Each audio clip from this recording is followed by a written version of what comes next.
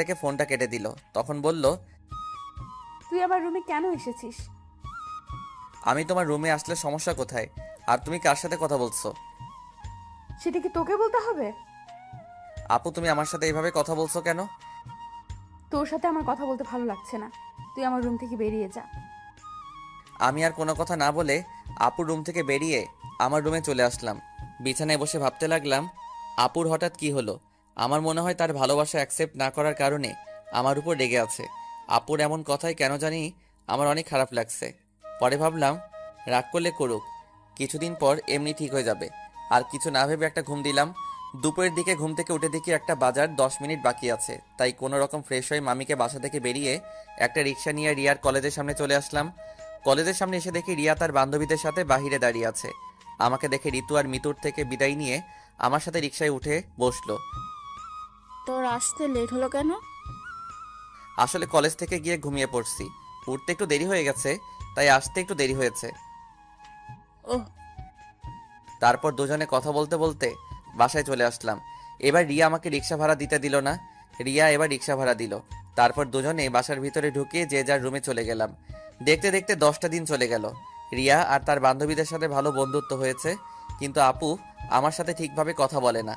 সব সময় কার সাথে যেন ফোনে হেসে হেসে কথা বলে। আপুর এড়িয়ে চলা আমার অনেক খারাপ লাগে। এখন কেন জানি আপু ফোনে কারোর সাথে হেসে হেসে কথা বললে আমার কেমন জানি লাগে। রাতে সবাই মিলে খাবার খেতে লাগলাম।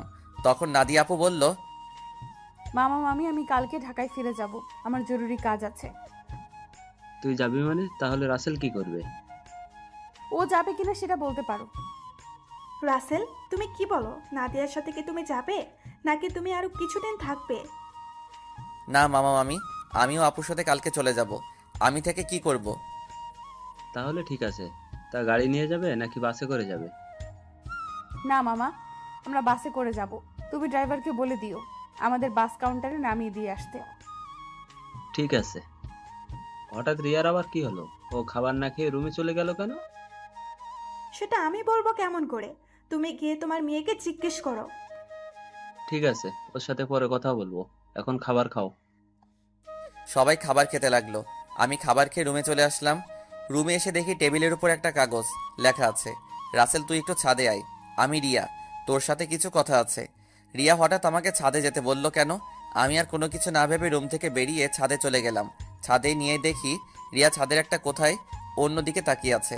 আমি রিয়ার সামনে গেলাম। তারপর রিয়াকে বললাম, বল আমাকে ছাদে আসতে বললি কেন? রিয়া আমার দিকে ঘুরে তাকালো। রিয়ার চোখ দেখি লাল হয়ে আছে, মনে হয় কান্না করছে। রিয়া বলল, রাসেল, আমি তোকে কিছু কথা বলতে চাই, প্লিজ তুই না করিস না। কি কথা আগে সেটা বল। তারপর রিয়া আমাকে যে কথা বলল সে কথা কখনো আমি রিয়ার থেকে আশা করি নাই। রিয়া এ কথা কিভাবে বলতে পারলো? রাসেল, আমি তোকে প্রথম যেদিন আমাদের বাসায় দেখি, তোর সাথে ধাক্কা খাই, সেদিন থেকে আমি তোকে ভালোবেসে ফেলেছি। আমি মনে করেছি আরো কিছুদিন পর তোকে ভালোবাসার কথা বলবো, কিন্তু যখন শুনেছি তুই কালকে ঢাকায় ফিরে যাবি, তখন আমার মনটা অনেক খারাপ হয়ে যায়। আমি আর থাকতে পারলাম না, তাই তোকে ছাদে ডেকে ভালোবাসার কথা বললাম। সত্যি রাসেল, আমি তোকে অনেক ভালোবাসি। এ কথা বলে রিয়া আমাকে জড়িয়ে ধরলো। আমি রিয়াকে বন্ধু ছাড়া অন্য কিছু ভাবি নাই, তাই ওর সাথে এত ফ্রি হয়েছি। কিন্তু রিয়া যে আমাকে ভালোবাসার কথা বলবে তা আমি কখনো ভাবিনি। আমি রিয়াকে আমার থেকে ছেড়ে বললাম, দেখ রিয়া, আমি তোকে বন্ধু ছাড়া অন্য কিছু কখনো ভাবিনি। আমি তোকে ভালোবাসতে পারবো না। তুই প্লিজ রাগ করিস না। তুই আমার থেকে অনেক ভালো ছেলে পাবি। আমাকে তুই ভুলে যা। রিয়া আমার কথা শুনে জোরে জোরে কান্না করে দিল। তারপর রিয়া বলল, তুই কেন আমাকে ভালোবাসতে পারবি না? আমি কি দেখতে খারাপ? কেন ভালোবাসতে পারবো না সেটা আমি বলতে পারবো না। আর তুই দেখতে অনেক সুন্দর। ঠিক আছে, জোর করে তো আর ভালোবাসা পাওয়া যায় না, কিন্তু আমি তোকে কখনো ভুলতে পারবো না। তোকে আমি অনেক ভালোবেসে ফেলেছি। প্লিজ তুই পাগলামি করিস না। দেখবি তুই আমার থেকে ভালো ছেলে পাবি। ঠিক আছে, আমি রুমে গেলাম। এ কথা বলে রিয়া ছাদ থেকে নেমে গেল। এই কারণে মেয়েদের সাথে বন্ধুত্ব করি না। আমি আর কিছু না ভেবে ছাদ থেকে নেমে নিজের রুমে চলে গেলাম। বিছানায় শুয়ে পড়লাম। পরের দিন সবার থেকে বিদায় নিয়ে আমি আর আপু বেরিয়ে আসলাম। রিয়া আর আমার সামনে আসে নাই। ড্রাইভার আমাদের বাস কাউন্টারে নামিয়ে দিয়ে চলে গেল। আসার সময় আপু একটা কথাও বলে নাই আমার সাথে। আপুর এত পরিবর্তনে আমার অনেক খারাপ লাগছে। আপুর দুষ্টমিগুলো কেয়ার করা সব কিছু মিস করছি। আগে ঢাকায় ফিরে যাই, তারপর আপুর সাথে কথা বলবো। টিকিট কেটে দুজনে বাসে উঠলাম। দুজনের সিট একসাথে পড়েছে। আপু জানালার পাশে গিয়ে বসলো। দেখতে দেখতে আমরা ঢাকায় এসে পৌঁছে গেলাম। ড্রাইভার আঙ্কেল আমাদেরকে নেওয়ার জন্য গাড়ি নিয়ে অপেক্ষা করছে। আমি আসার সময় ড্রাইভার আঙ্কেলকে ফোন দিয়ে আসতে বলেছি। দুজনে বাস থেকে নেমে গাড়িতে গিয়ে বসলাম। আমি ড্রাইভার আঙ্কেলের সাথে সামনের সিটে বসলাম। আপু পিছনের সিটে গিয়ে বসলো। আপুর দিকে তাকিয়ে দেখি কার সাথে যেন মোবাইলে চ্যাটিং করছে। আমি আপুর থেকে চোখ সরিয়ে দিলাম। কিছুক্ষণ পর বাসায় চলে আসলাম। আপু গাড়ি থেকে নেমে ভিতরে চলে গেল। আমি জামা কাপড়ের ব্যাগ নিয়ে ভিতরে গেলাম। আন্টি বলল, কি ব্যাপার রাসেল, তোমরা এত তাড়াতাড়ি বাসে আসলে যে? আরো কিছুদিন থাকতে। আন্টি আপুর নাকি কাজ আছে, তাই চলে আসলাম। আর 10 দিন তো থেকে আসলাম। ঠিক আছে, তুমি রুমে গিয়ে ফ্রেশ হয়ে আসো, আমি টেবিলে খাবার দিচ্ছি। ঠিক আছে আন্টি। এই বলে নিজের রুমে চলে আসলাম। রুমে এসে ওয়াশরুমে ফ্রেশ হয়ে নিচে চলে আসলাম। একটা চেয়ার টেনে বসলাম। আপুকে দেখলাম না টেবিলে। তখন আমি আন্টিকে বললাম, আন্টি আপু কোথায়? আপু খাবার খাবে না? ও তো খাবার খেয়ে রুমে চলে গেছে, তুমি খেয়ে নাও। ও। আমি আর কোনো কথা না বলে খাবার খেয়ে রুমে চলে আসলাম। দেখতে দেখতে আরো 10টা দিন চলে গেল। আপুর সাথে কথা বলতে গেলে আমার সাথে কথা বলে না। এই 10টা দিন অনেক কষ্টে কেটেছে। রিয়াদের বাসায় তেমন কষ্ট পাইনি, কারণ রিয়ার সাথে দুষ্টুমি করতে করতে দিন পার হয়ে গেছে। কিন্তু এখানে তো আপুই আমার সাথে সবসময় দুষ্টুমি করতো। আমি এখন বুঝতে পেরেছি, আপুর সাথে কথা না বলতে পারলে আমি অচল। আপুর আগের দুষ্টুমিগুলো খুব মিস করছি। আমার মনে হয় আমিও আপুকে ভালোবেসে ফেলেছি। কিন্তু আন্টি আঙ্কেল কি আমাদেরকে মেনে নিবে? সমাজের মানুষ কি বলবে? আপুকে দেখি এখন সবসময় হাসি খুশি থাকে, তার সাথে যেন মোবাইলে সারাদিন কথা বলে। আপু কি তাহলে অন্য কাউকে ভালোবাসে? না, আমার মনের কথা আপুকে খুলে বলতে হবে। রাতে রাফিকে ফোন দিয়ে বললাম কলেজের সামনে দেখা করতে। রাফিকে বলে দেখি সে কি বলে। আমি একটা জামা গায়ে দিয়ে বাসা থেকে বেরিয়ে একটা রিক্সা নিয়ে কলেজের সামনে চলে গেলাম। কিছুক্ষণ পর দেখি রাফি বাইক নিয়ে আমার সামনে আসছে। রাফি বাইকটা সাইড করে আমার সামনে এসে বলল, কিরে, হঠাৎ জরুরি দেখা করতে বললি কেন? আসলে তোর সাথে একটা কথা আমি শেয়ার করি নাই, এখন না করেও পারছি না। কি কথা বল। তাহলে শোন। তারপর রিয়াদের বাসা এবং আপুদের বাসা থেকে সবকিছু খুলে বললাম। এখন তুই বল আমি কি করব? আঙ্কেল আন্টি যদি জানতে পারে তাহলে তো আমাকে বাসা থেকে বের করে দিবে। তখন আমি কোথায় যাব? তোর এই বন্ধু থাকতে তোর কোনো সমস্যা নেই। তুই আপুকে তোর মনের কথা খুলে বল, পরেরটা পরে দেখা যাবে। আপু কি এখন আমাকে ভালোবাসবে? আমি তো তার মনে কষ্ট দিচ্ছি। হয়তো কিছুদিন তোর সাথে অভিমান করে থাকবে, তারপর এমনি অ্যাকসেপ্ট করে নিবে। আমার মনে হয় আপু অন্য কোনো ছেলেকে ভালোবাসে। সারাদিন দেখি কার সাথে যেন মোবাইলে হেসে হেসে কথা বলে। আগে তুই আপুকে মনের কথা খুলে বল, তারপর দেখ আপু কি বলে। যদি রাজি না হয় তারপরও তুই আপুর পিছনে লেগে থাকবি। তোকে যদি সত্যি ভালোবাসে তাহলে দেখবি তোর সাথে বেশি দিন অভিমান করে থাকবে না। তুই আপুর সব অত্যাচার সহ্য করে নিবি।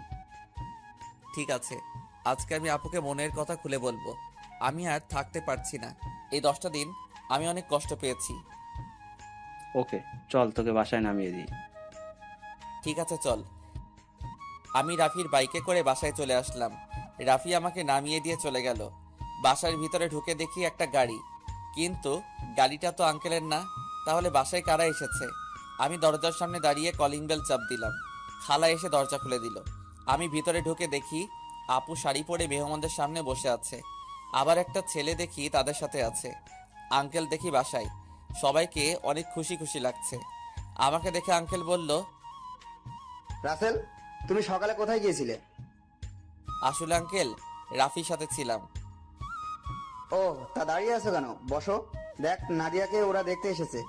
তাদের নাদিয়াকে পছন্দ হয়েছে, এখন বিয়ের দিন তারিখ ঠিক করবে। নাদিয়াপুর বিয়ের কথা শুনে আমার পায়ের নিচের মাটি সরে গেল। এখনই সবার সামনে বলতে ইচ্ছে করছে, নাদিয়াপু তুমি বিয়েটা করো না।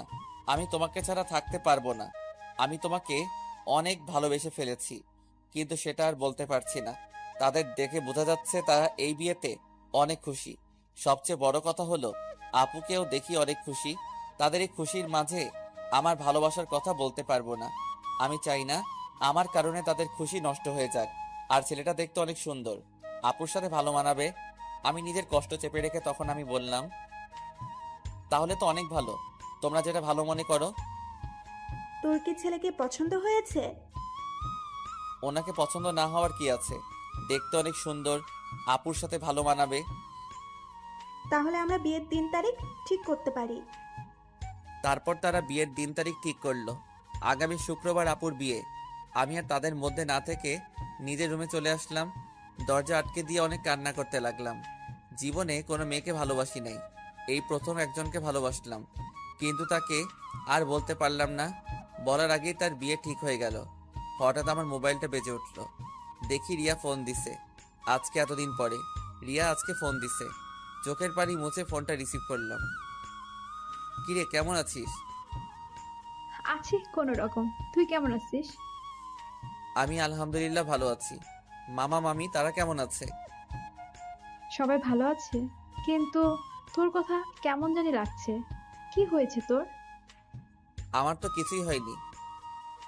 তুই মনে হয় আমার থেকে কিছু লুকাচ্ছিস। বল, কি হয়েছে তোর? বলতে পারি, কিন্তু তুই আমাকে কথা দিতে হবে, তুই কাউকে কিছু বলবি না। ঠিক আছে, বলবো না, এবার বল। তাহলে শোন। রিয়াকে সবকিছু খুলে বললাম। এটা তুই কি বলছিস? আমি ফুপা ফুপির সাথে কথা বলি? না রে, তারা শুনলে অনেক কষ্ট পাবে। তারা এই বিয়েতে অনেক খুশি। তাহলে তুই কষ্ট পাচ্ছিস কেন? আমি কষ্ট পেলে কিছু হবে না। আমি চাই না আমার কারণে তাদের আশা ভরসা সব নষ্ট হয়ে যাক। তুই কি পারবি আপুকে ভুলে থাকতে? আমাকে ভুলে থাকার চেষ্টা করতে হবে। এই বিয়েতে আপু রাজি আছে। তাহলে আপু যখন তোকে ভালোবাসার কথা বলেছে তখন রাজি হসনি কেন? তখন তো আমি আপুকে ওই চোখে দেখি নাই, আমার বড় বোনের মতো দেখেছি। আর আঙ্কেল আন্টি এবং সমাজের কথা চিন্তা করে আপুকে মানা করে দেই। তখন যদি রাজি হতি তাহলে আজকে আর এত কষ্ট পেতে হতো না। এখন তুই কি করবি? এখন আমি আপুকে ভুলে থাকার চেষ্টা করব। আপুর বিয়ে হয়ে গেলে আঙ্কেল আন্টি একা হয়ে যাবে, তাই আমি চাই বাকিটা জীবন তাদের সাথে পার করে দিতে। ঠিক আছে, তাহলে ভালো থাকিস, আর যা কিছুই করিস চিন্তা ভাবনা করে করিস। বাই। এই বলে রিয়া ফোন কেটে দিল। আমার চোখ দিয়ে আবার পানি পড়তে শুরু করলো। কান্না করতে করতে নিচে ঘুমিয়ে গেলাম। রাতে সবাই টেবিলে বসে খাবার খেতে লাগলাম। তখন আঙ্কেল বলল, রাসেল, আমি চাই নাদিয়ার বিয়ের সবকিছু তুমি করবে। ঠিক আছে আঙ্কেল। আরে রাসেল, তোমার চোখ দুটো লাল হয়ে আছে কেন? কি হয়েছে তোমার? আসলে আন্টি চোখে কি যেন পড়েছে, তাই লাল হয়ে গেছে। চিন্তা করবেন না, এমনি ঠিক হয়ে যাবে। আমি নাদিয়া আপুর দিকে তাকিয়ে দেখি এক মনে খাবার খেয়ে যাচ্ছে। আমি তার থেকে চোখ সরিয়ে হালকা খাবার খেয়ে রুমে চলে আসলাম। রুমে এসে দেখি মোবাইলটা বাজতে আছে। হাতে নিয়ে দেখি রাফি ফোন দিছে। আমি রিসিভ করার পর রাফি বলল, কিরে, কেমন আছিস? আপুকে কি ভালোবাসার কথা বলেছিস? আমি ভালো আছি, আর আপুকে ভালোবাসার কথা বলতে পারি নাই। কেন, কি হয়েছে?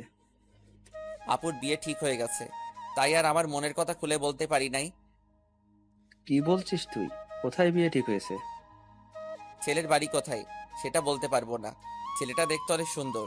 তুই আমাকে বাসার সামনে নামিয়ে দিয়ে যাওয়ার পর তারপর সব খুলে বললাম। এটা তুই কি বলছিস? তুই কি পারবি আপুকে বলে থাকতে? তুই একবার আঙ্কেল আন্টিকে কথাটা খুলে বল, আর না হয় আপুকে বল। না রে, আমি চাই না আমার কথা শুনে তারা কষ্ট পাক। এই বিয়েতে তারা সবাই খুশি আছে, আর নাদিয়া আপুও রাজি আছে।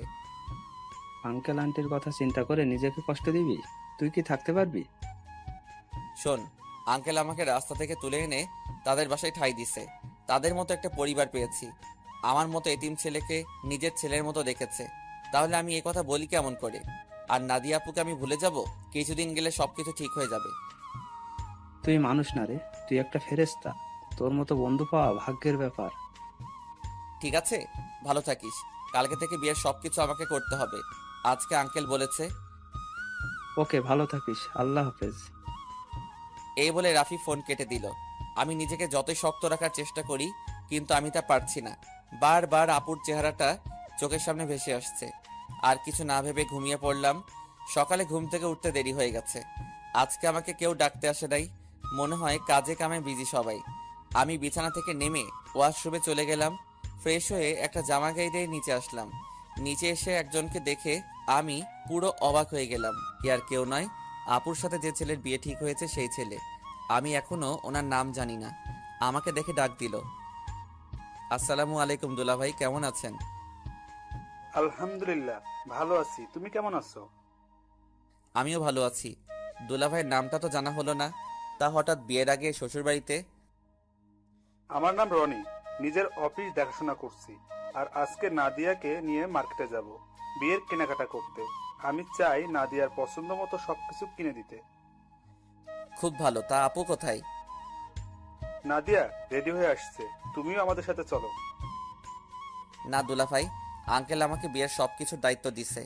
আমি নাস্তা করে বাইরে গিয়ে বিয়ের কার্ডের অর্ডার, ডেকোরেশন সবকিছু করে আসতে হবে। আমার হাতে অনেক কাজ, আপনি আপুকে নিয়ে যান। তোমার যখন কাজ আছে তাহলে তো আর জোর করা যাবে না। চলুন, নাস্তা করবেন। আমি বাসা থেকে করে এসেছি, তুমি করে নাও। ঠিক আছে বলে নাস্তা টেবিলে চলে আসলাম। খালা আমাকে নাস্তা দিয়ে গেল। হঠাৎ সিঁড়ির উপর চোখ গেল, দেখি আপু সুন্দরভাবে সেজেগুজে নিচে নামছে। আপুকে দেখতে অনেক সুন্দর লাগছে। আপু আমার দিকে তাকাতেই আমি চোখ সরিয়ে নিলাম। তারপর তারা দুজনে বাসা থেকে বেরিয়ে গেল। আমি হালকা নাস্তা করে বাসা থেকে বেরিয়ে রিক্সা নিয়ে রাফিদের বাসার সামনে চলে আসলাম। ভাড়া মিটিয়ে কলিং বেল চাপ দিলাম। কিছুক্ষণ পর রাফির আম্মু দরজা খুলে দিল। আসসালামু আলাইকুম আম্মু, কেমন আছো? এতদিন পর তোর এই আম্মুর কথা মনে পড়ছে?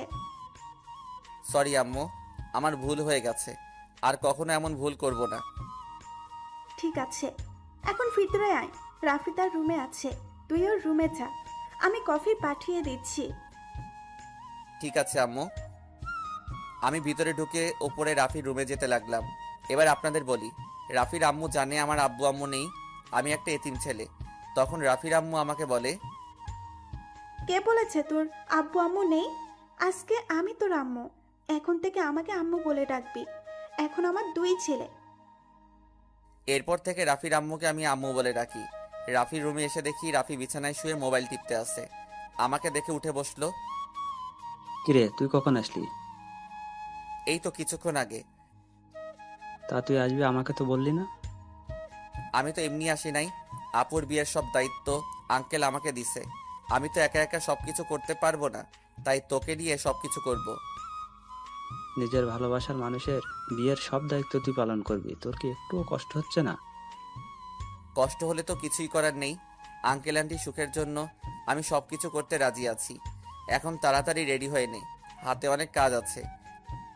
ঠিক আছে, তুই বস, আমি ফ্রেশ হয়ে আসছি। এই বলে রাফি ওয়াশরুমে ঢুকে ফ্রেশ হয়ে আসলো। আম্মু এসে আমাদেরকে কফি দিয়ে গেল। দুজনে কফি খেয়ে আম্মুর থেকে বিদায় নিয়ে বাহিরে চলে আসলাম। বাইক নিয়ে দুজনে বেরিয়ে পড়লাম। প্রথমে বিয়ের কার্ডের অর্ডার দিলাম, তারপর বাকি যে কাজ ছিল সবকিছুর কাজ ছেড়ে বাসায় চলে আসলাম। রাফি আমাকে বাসার সামনে নামিয়ে দিয়ে চলে গেল। আমি বাসার ভিতরে ঢুকে কলিং বেল চাপ দেওয়ার পর খালা এসে দরজা খুলে দিল। সব কাজ শেষ করে আসতে সন্ধ্যা হয়ে গেছে। আমি আর বাহিরে দুপুরে খাবার খেলাম। ভিতরে ঢুকে দেখে আঙ্কেল আন্টি সোফায় বসে কফি খাচ্ছে আর কথা বলছে। আমাকে দেখে আঙ্কেল ডাক দিল। আমি গিয়ে তাদের পাশে বসলাম। রাসেল, সব কাজ কি শেষ?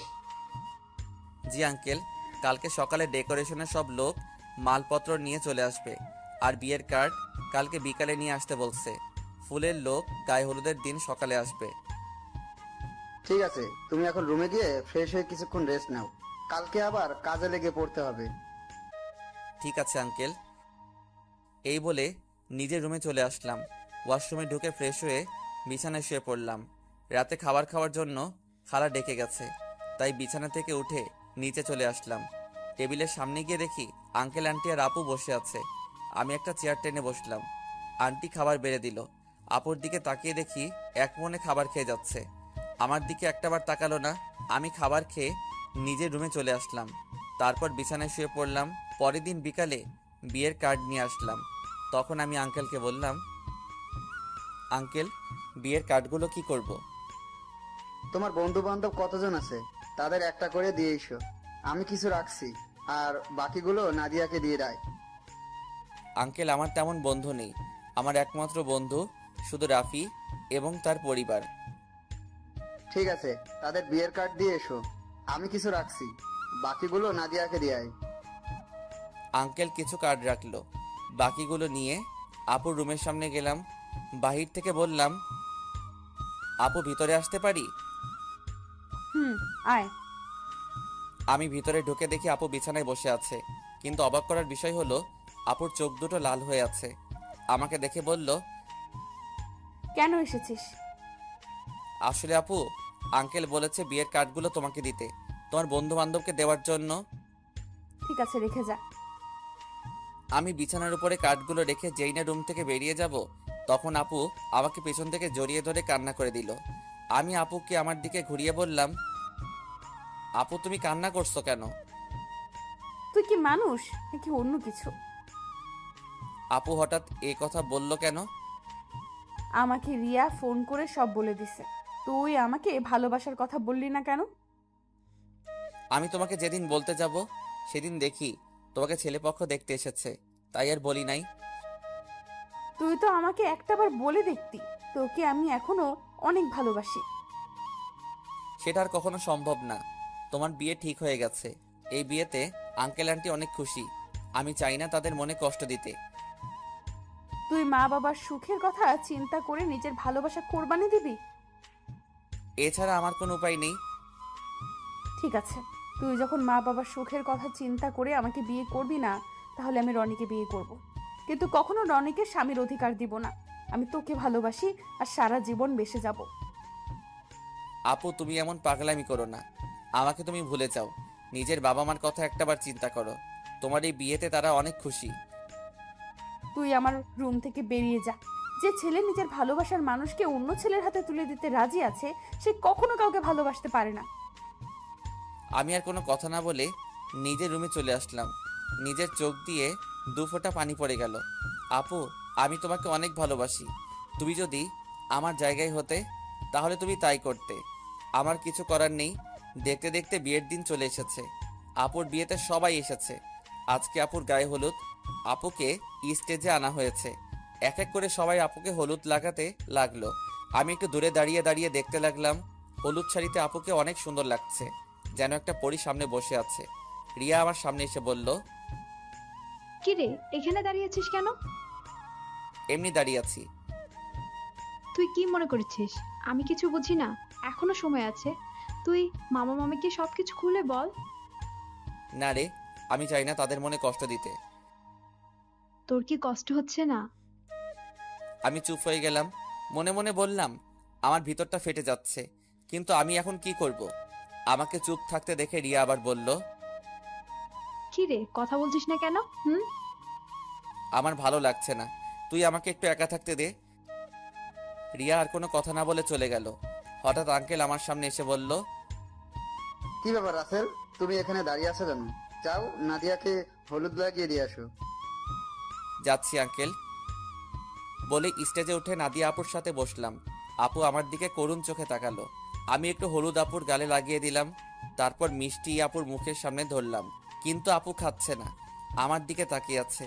তখন আন্টি বলল, কি রে নাদিয়া, রাসেল তোর মুখের সামনে মিষ্টি ধরে রাখছে, তুই খাস না কেন? আন্টির কথা শুনে আপু হালকা একটু মিষ্টি খেলো। তারপর আপু আমাকে একটু মিষ্টি খাইয়ে দিল। আমি আর বসে না থেকে ছাদে চলে গেলাম। অনেক কষ্টে আপুর সামনে চোখের পানি আটকে রেখেছি। ছাদের কিনারে দাঁড়িয়ে কান্না করতে লাগলাম। আজকে রাতটা পার হলে কালকে আপুর বিয়ে হয়ে যাবে। নিজের চোখের সামনে কিভাবে দেখবো আপুর বিয়ে? আমার চোখের পানি কোনো বাধা মানছে না, অঝর ধারায় পানি পড়তে লাগলো। ছাদে কতক্ষণ ছিলাম বলতে পারবো না। আমার একটা জিনিস কিছুতেই মাথায় ঢুকছে না, রাফিকে আজকে গায়ে হলুদে দেখলাম না। ও কোথায়? আমাকে তো বলছে সন্ধ্যার পর চলে আসবে। আম্মু আব্বু তারা এসেছে, কিন্তু তাকে দেখলাম না।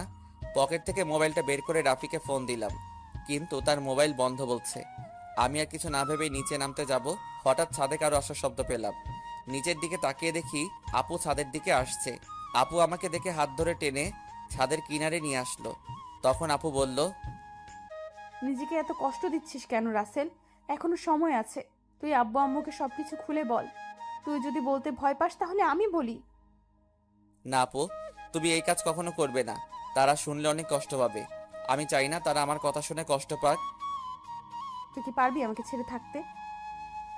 আমাকে পারতেই হবে। রাসেল, শেষবারের মতো আমার একটা কথা রাখবি? কি কথা বলো? তুই কালকে আমার সামনে আসিস না। আমি তোকে সামনে দেখলে কবুল বলতে পারবো না। ঠিক আছে, আমি তোমার সামনে থাকবো না। আমাকে জড়িয়ে ধরে একটা কিস করবি? কালকের পর তো অন্য পুরুষের সাথে থাকতে হবে। এখানে অন্য পুরুষ কোথায় থেকে আসলো? সে তো হবে তোমার স্বামী। কিন্তু আমি তো তাকে কখনো স্বামী হিসেবে মানবো না। আমি শুধু তোকে ভালোবাসি।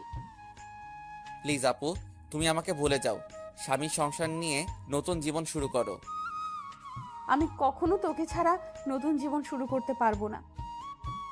আপু, তোমাকে আমার কসম দিয়ে বলছি, তুমি আঙ্কেল আন্টির মনে কষ্ট দিও না। সব বাবা মা চায় তার মেয়ে যেন সুখী থাকে। ঠিক আছে, তুই যা বলছিস তাই হবে। এখন আমাকে শেষবারের মতো জড়িয়ে ধরে একটা কিস কর। তোর কাছে এটাই আমার শেষ চাওয়া। আপু, তোমাকে জড়িয়ে ধরতে পারবো কিন্তু কিস করতে পারবো না। এটা একমাত্র তোমার স্বামীর অধিকার। ঠিক আছে, তাহলে জড়িয়ে ধর। আমি আপুকে জড়িয়ে ধরলাম। আপু শুধু চোখের পানি ফেলছে। আমাকে কিছুক্ষণ জড়িয়ে ধরে নিচে নেমে গেল। পরের দিন আমি কাজে বিজি থাকতে শুরু করলাম। সবকিছু ঠিকঠাক মতো দেখিয়ে দিতে লাগলাম। কিছুক্ষণ পর আম্মু আমার সামনে আসলো। কিরে রাসেল, তোকে গতকাল থেকে ঠিকভাবে দেখতে পাচ্ছি না। কোথায় কোথায় থাকিস? আসলে আম্মু, আপুর বিয়ের সব দায়িত্ব আমার হাতে, তাই কাজে কামে এদিক ওদিক দৌড়াতেছিলাম। তোর চোখ দুটো দেখে লাল হয়ে আছে। কি হয়েছে তোর? আমার কিছু হয়নি আম্মু, এমনি রাতে একটু ঘুম কম হয়েছে। বেশি রাতে ঘুমাইছি তো, আবার সকাল সকাল ঘুম থেকে উঠে কাজে লেগে পড়ছি। ঠিক আছে, তুই থাক, ভেতরে যাচ্ছি। ওকে আম্মু। আচ্ছা আম্মু, রাফি কোথায়? কালকে থেকে রাফিকে দেখছি না, ওর মোবাইলও বন্ধ। আমাকে তো বলছে তার কি একটা কাজ আছে, তাই সে আসতে পারবে না। কিন্তু আজকে দুপুরে চলে আসবে বলছে। মোবাইল বন্ধ কেন সেটা তো বলতে পারবো না। ও, আম্মু আর কোনো কথা না বলে চলে গেল। আমি আবার কাজে লেগে পড়লাম। দেখতে দেখতে দুলা আসার সময় হয়ে গেছে। এদিকে আমার সবকিছু ঠিকঠাক মতো হয়ে গেছে। আমি রুমে এসে ফ্রেশ হয়ে একটা পাঞ্জাবি গায়ে দিয়ে রুম থেকে বেরিয়ে যেতেই হঠাৎ রিয়া আমার রুমে আসলো। কিরে, তুই হঠাৎ আমার রুমে? রাসেল, তোর অনেক কষ্ট হচ্ছে তাই না রে? আমি সব কষ্ট মাটি চাপা দিয়ে দিছি। হয়তো নাদিয়া আপু আমার কপালে ছিল না, তাই এরকম আমার সাথে হয়েছে। আমি তার জন্য দোয়া করি, সে যেন স্বামী সংসার নিয়ে সুখে থাকে। তোকে কিছু বলার ভাষা নেই আমার। তুই আসলে মানুষ না, তুই একটা ফেরেশতা। ঠিক আছে, দুলা আসার সময় হয়ে গেছে, এখন বাহিরে যেতে হবে। চল দুজনে একসাথে যাই। ঠিক আছে, চল। আমি আর রিয়া রুম থেকে বেরিয়ে গেটের সামনে গেলাম। দেখি জামাই চলে এসেছে। আমি জামাইকে দেখে অন্যদিকে চলে গেলাম। সবাই জামাইকে নিয়ে ভিতরে ঢুকলো, তারপর স্টেজে নিয়ে বসালো। কিছুক্ষণ পর নাদিয়া আপুকে নিয়ে আসলো। আজকে আপুকে লাল বেনারসিতে অনেক সুন্দর লাগছে। আপুকে জামাইয়ের সাথে বসানো হলো। তারপর চারদিকে তাকাতে লাগলো, হয়তো আমাকে খুঁজতে আছে, কিন্তু আমি লুকিয়ে লুকিয়ে তাকে দেখছি। কিছুক্ষণ পর কাজী এসে বিয়ে পড়াতে লাগলো। যখন নাদিয়া আপুকে কবুল বলতে বলল, তখন আপু চুপ করে আছে। সবাই আপুকে বলছে কবুল বলার জন্য, কিন্তু আপু বলছে না। যেই না আপু সবার জোরাজোরিতে কবুল বলতে যাবে, তখন হঠাৎ রাফি কোথা থেকে এসে বলল, এই বিয়ে বন্ধ করুন। কি হয়েছে রাফি, তুমি বিয়ে বন্ধ করতে বললে কেন? আপনারা যার সাথে আপুর বিয়ে দিচ্ছেন তার সম্বন্ধে ভালো করে খোঁজ খবর নিয়েছেন? কি বলতে চাও তুমি? সবাই তো বলছে ছেলে ভালো। এই ছেলে ভালো না, ও একটা মেয়েকে বিয়ে করবে বলে তার সবকিছু কেড়ে নিয়ে গেছে। তোমার কাছে কি প্রমাণ আছে যে রনি খারাপ ছেলে? আমি জানতাম আপনারা এটাই বলবেন, তাই তো ওই মেয়েটাকে সাথে করে নিয়ে এসেছি। কোথায় আপু, সামনে এসো। রাফির কথা শুনে একটা মেয়ে সবার সামনে আসলো। মেয়েটাকে দেখে রনির চোখ বড় বড় হয়ে গেল। তখন রাফি বলল, বোন, তুমি সবার কাছে সত্যিটা খুলে বলো। আমার নাম মিম। রনির আর আমার 1 বছরের রিলেশন। সে আমাকে বিয়ে করবে বলে আমার সব কিছু কেড়ে নিয়ে গেছে। কিছুদিন আগে সে আমাকে বলে তাকে ভুলে যেতে, তার নাকি অন্য জায়গায় বিয়ে ঠিক হয়ে গেছে। আমার সাথে নাকি প্রেমের অভিনয় করছে। আমার ছেলে যে তোমার সাথে খারাপ কিছু করেছে তার কি প্রমাণ আছে? আমার মোবাইলে আমার আর রনির একসাথে ছবি আছে এবং কিছু নেগেটিভ ছবিও আছে, চাইলে দেখতে পারেন। বলে মোবাইলটা রনির বাবার হাতে দিল। তখন রনির আব্বু বলল, আমি তোমাদের দুজনের ছবি শুধু দেখেছি, আর ওগুলো দেখতে চাই না। রহমান সাহেব, আপনি আমাকে ক্ষমা করে দিন। আমি জানতাম না আমার ছেলে এতটা খারাপ। যদি জানতাম তাহলে কখনো আপনার মেয়ের জন্য বিয়ের প্রস্তাব নিয়ে আসতাম না। আমি আজকে ওদের দুজনকে বিয়ে দিব। পারলে আমাকে মাফ করে দিবেন। এই বলে রনির বাবা মিম এবং রনিকে নিয়ে তারা বাসা থেকে বেরিয়ে গেল। সবাই এখন চিন্তা করছে নাদিয়ার কি হবে। তখন আঙ্কেল বলল, এখন আমার মেয়েটার কি হবে? এখন কে ওকে বিয়ে করবে? তখন রাফিয়া রিয়া আঙ্কেলের সামনে গিয়ে বলল, আঙ্কেল, আপনি কোনো চিন্তা করবেন না, আপুর বিয়ে আজকে এবং এখনই হবে। তুমি কি বলছো রাফি? আমার মেয়েকে বিয়ে করবে? আমি তোর কথা কিছুই বুঝলাম না। তুই কার কথা বলছিস? সে আর কেউ নয়, আমি রাসেলের কথা বলছি। রাসেল আর নাদিয়া আপু দুজনকে পাগলের মতো ভালোবাসে। শুধু আপনাদের সুখের কথা চিন্তা করে নিজের ভালোবাসা কোরবানি দিতে চেয়েছে। কারণ মামা, তুমি ওকে রাস্তা থেকে তুলে নিয়ে এসে বাসায় ঠাঁই দিয়েছো, তাই তোমাদের নুন খেয়ে তোমাদের মন নষ্ট করতে দিতে চাইনি। আমি আপনাদের সবকিছু খুলে বলি। তারপর সবকিছু খুলে বললাম। আঙ্কেল রাফির কথা শুনে আমার সামনে সে ঠাস করে একটা থাপ্পড় মেরে বলতে লাগলো, নিজেকে খুব মহান মনে করছিস তাই না? তোকে আমি বাইরের ছেলে মনে করেছি? তুই কেন এমন করছিস? আমি তোমাদের সাথে প্রতারণা করতে পারবো না। আমি আপনাদের দুজনকে সবসময় নিজের মা বাবার মতো দেখে এসেছি। আপনি একটা এতিম ছেলেকে ঠাঁই দিয়ে নতুন জীবন দিয়েছেন। আমি কি করে আপনাদের মনে কষ্ট দেই? আরে, আমি তোকে কখনো অন্যভাবে দেখিনি। আমি তোকে নিজের ছেলের মতো জানি। তুই আমাদের কাছে একটা বার বলে দেখতি, আমি কখনো মানা করতাম না। এটা শুনে আমি আরো খুশি হয়েছি। আচ্ছা, তোর কথা বাদ দিলাম। নাদিয়া তো আমাদের খুলে বলতে পারতি। আমি তোমাদের সবকিছু খুলে বলতে চেয়েছি, কিন্তু রাসেল আমাকে মানা করেছে, আবার আমাকে কসম দিছে। ঠিক আছে, এখন সব বাদ। এখন রাফি, তুমি রাসেলকে তৈরি করে নিয়ে আসো। ঠিক আছে আঙ্কেল। এ বলে রাফি আমাকে নিয়ে উপরে চলে আসলো। আমি সাথে সাথে রাফিকে জড়িয়ে ধরে কান্না করে দিলাম। তারপর বললাম, কিরে, কেমনে কি? আমার পাঠক পাঠিকারা তো কিছুই বুঝতে পারছে না, একটু সবাইকে খুলে বলো। ঠিক আছে, বলছি। আমি গতকাল দুপুরে মার্কেটে যাচ্ছিলাম আপুর বিয়ের উপহার কিনতে। তখন হঠাৎ দেখি একটা মেয়ে রনির মতো একটা ছেলের সাথে কথা বলছে। হঠাৎ ছেলেটা মেয়েটাকে ঠাস করে 2টা থাপ্পড় মেরে চলে যায়। ছেলেটা যে সময় গাড়িতে উঠবে তখন তার চেহারা দেখে অবাক হয়ে যায়, কারণ সে ছিল রনি ভাই। আমি আর দাঁড়িয়ে না থেকে মেয়েটার কাছে গেলাম। তখন তাকে জিজ্ঞেস করি, ওই ছেলেটার সাথে তোমার কি সম্পর্ক? তারপর মেয়েটি সব খুলে বলে। কি বলেছে আপনারা তো সব জানেন। তুই মিমের সব কথা শুনে কি বলছিস? আমি ওর কথা শুনে তাকে নিয়ে বাসায় চলে আসলাম। আব্বু আম্মুকে বললাম, আমার বন্ধু, তোমরা সবাই বিয়ে বাড়িতে চলে যাও, আমি বিয়ের দিন যাব। আমার বন্ধুর সাথে আমার কিছু কাজ আছে। আব্বু আম্মু পরে কিছু বলে নাই? মানে একটা মেয়ের সাথে তোর কি কাজ? তুই তো জানিস আব্বু আম্মু আমাকে অনেক বিশ্বাস করে, তার ছেলে কখনো খারাপ কাজ করবে না। আব্বু আম্মু চলে আসার পর কোনো রকম রাতটা কাটিয়ে পরের দিন বিয়ে বাড়িতে নিয়ে আসলাম। আমি সবার সামনে রনির মুখোশ খুলে দেওয়ার জন্য বিয়ের দিন মিমকে নিয়ে আসি। আজকে তোর কারণে আমার ভালোবাসার মানুষকে আপন করে পেয়েছি। তোর এই ঋণ কখনো শোধ করতে পারবো না। হয়েছে হয়েছে, তোর ঋণ শোধ করা লাগবে না, শুধু আমার একটা হেল্প করে দিতে হবে। বল, তোর কি হেল্প লাগবে? আমার সাথে একটা মেয়ে দাঁড়িয়ে যখন আঙ্কেলের সাথে কথা বলছে, ওই মেয়েটাকে আমার পছন্দ হয়েছে। ওর সাথে আমার লাইনটা ক্লিয়ার করে দিবি। তার মানে তুই রিয়ার কথা বলছিস? আরে তোকে তো ওর কথা বলছি। মানে আমি তো কিছুই বুঝতে পারছি না। তোকে বলছি না, আমাকে আপুর মামাতো বোন রিয়া প্রপোজ করছে, এই সেই মেয়ে। কি? তার মানে ওই সেই রিয়া? কিন্তু চেহারা তো কিন্তু মার্শাল্লাহ। এখন আমার সাথে লাইনটা করে দে। ঠিক আছে, দিব। আগে আমার বিয়েটা শেষ হোক। ঠিক আছে, এখন ফ্রেশে আয়, আমাদের জন্য সবাই অপেক্ষা করছে। আমি আর কোনো কথা না বলে ওয়াশরুমে ঢুকে ফ্রেশ হয়ে একটা পাঞ্জাবি গায়ে দিয়ে রাফির সাথে নিচে চলে আসলাম। আমাকে নিয়ে আপুর পাশে নিয়ে বসালো। তখন আপু আমার কানের কাছে মুখ এনে বলল, আজকে তোর খবর আছে, শুধু বিয়েটা হয়ে যেতে দে। তুই আমাকে অনেক কষ্ট দিয়েছিস। সেটা বাসর ঘরে দেখা যাবে। আমিও কিন্তু কম কষ্ট পাইনি। কাজী বিয়ে পড়ানো শুরু করলো। আগে আপুকে কবুল বলতে বলল, আপু সাথে সাথে কবুল বলে ফেললো। সবাই মুচকি মুচকি হাসছে। এবার আমাকে বলতে বলল, কিন্তু আমি বলছি না। আমি আপুকে একটু লাগানোর জন্য দেরি করছি। আপু আমাকে কনুই দিয়ে গুতা দিল। আমি সাথে সাথে কবুল বলে ফেললাম। সবাই জোরে জোরে হাসা শুরু করলো। তারপর কাজী মোনাজাত ধরলো। সবাই আমাদের জন্য দোয়া করলো। তারপর সবাই খাওয়া দাওয়া করে বাসায় চলে গেল। আব্বু আম্মু আমার কাছ থেকে বিদায় নিয়ে চলে গেল।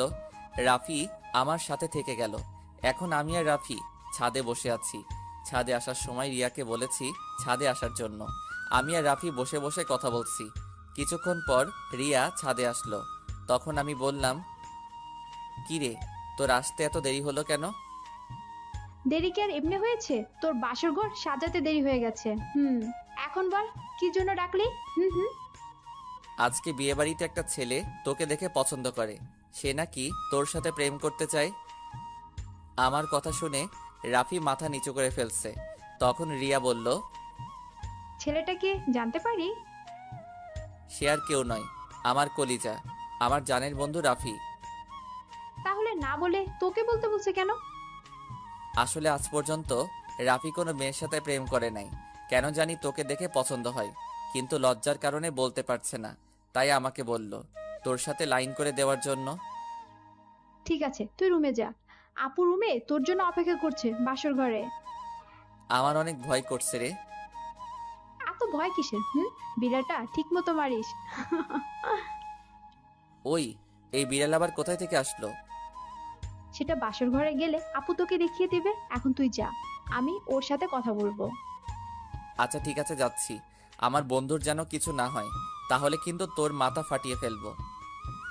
ওই, আমার জামাইয়ের সাথে আর আমি যেটাই করি তোর সমস্যা কি? কি, তার মানে তুই রাজি?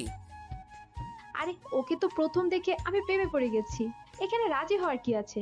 তুই বাসর ঘরে যা, আমি আমার জানের সাথে একটু রোমান্স করি। তাহলে তোরা থাক, আমি গেলাম।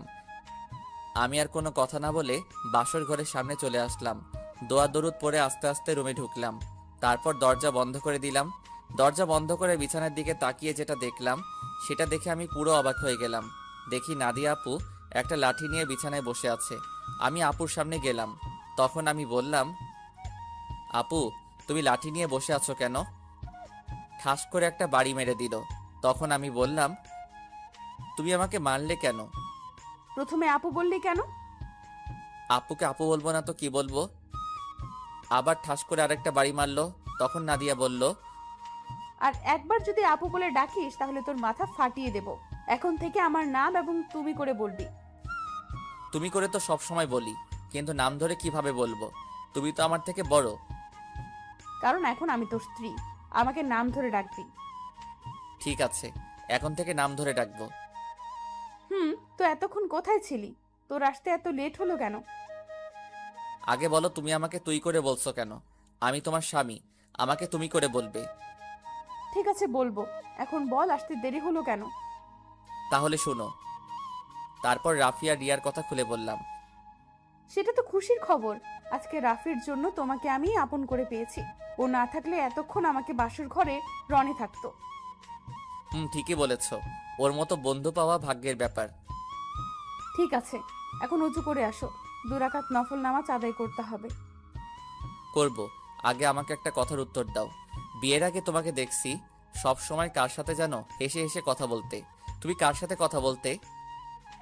নাদিয়া আমার কথা শুনে হাসতে হাসতে বলল, আরে পাগল, এটা আমি অভিনয় করছি। আমি তোমার সামনে মোবাইল নিয়ে অন্য ছেলের সাথে কথা বলার অভিনয় করছি এবং তোমাকে এড়িয়ে চলছি। তুই এগুলো সহ্য করতে না পেরে যেন আমাকে ভালোবাসার কথা বলিস, কিন্তু হাদারাম, তুমি আমাকে কখনোই বলো নাই। কিছুদিন পর যখন তোমার রিয়াকশন দেখলাম না, তারপর ওই ছেলেকে বিয়ে করতে রাজি হয়ে যাই। তারপর কি হলো তুমি তো জানো। আমারটার কি শুনবে? সব তো তুমি জানতে পেরেছো। এখন চলো দুজনে অজু করে আসি। ঠিক আছে চলো। আমি আর নাদিয়া ওয়াশরুমে ঢুকে অজু করে 2 রাকাত নফল নামাজ আদায় করে খাটে গিয়ে বসলাম। তখন নাদিয়া বলল, আজকে তোমার ভালোবাসা দিয়ে আমার সব কষ্ট দূর করে দাও। তোমার কষ্ট দূর করলে আমার কষ্টগুলো দূর করবে কে? আমিও তোমার সব কষ্ট দূর করে দেব ভালোবাসা দিয়ে। ঠিক আছে, তাহলে মিশনে নেমে পড়ি। আমার তো আর সহ্য হচ্ছে না। বাবা, আমার সিনিয়র জামাইয়ের দেখি সহ্য হচ্ছে না। আসো। তারপর আর কি, নাদিয়ার উপর ঝাঁপিয়ে পড়লাম। নাদিয়ার ঠোঁট দুটো নিজের আয়ত্তে নিয়ে আসলাম। আস্তে আস্তে কাপড় খুলতে লাগলাম। তারপর ওর পুরো শরীরে কিস করতে লাগলাম। ধবধবে সাদা দেহ। তারপর হারিয়ে গেলাম সাগরের বুকে। এখন আমি আর নাদিয়া সবসময় কলেজে যাওয়া আসা করি। রিয়া আর রাফির প্রেম ভালোই চলছে। তাদের পড়ালেখা শেষ হলে বিয়ে হবে। আমি আমার সিনিয়র আপুর ভালোবাসা পেয়ে অনেক সুখে আছি।